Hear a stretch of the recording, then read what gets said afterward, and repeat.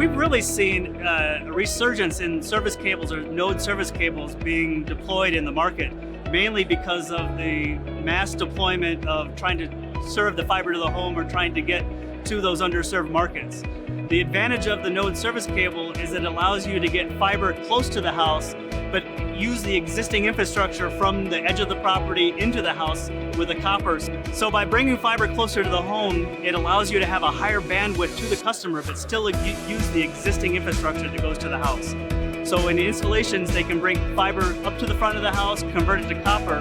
They can get a high enough bandwidth signal from that front of the house to the house to be able to provide the high bandwidth services that the customers are requiring now.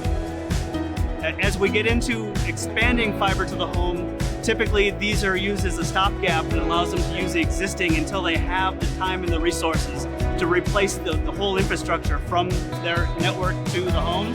But this really allows them to extend when they don't have to put all that infrastructure out there to be able to support it right away. With the products that we have, Amphenol has actually supported the node fiber cable assemblies for over 28 years. We were one of the pioneers in developing these products, working with the cable TV networks, and have been providing them for quite a long time. Amphenol developed a special multi-O-ring design that goes along with our node service cables that allows it to be installed without having to assemble and disassemble a lot of components.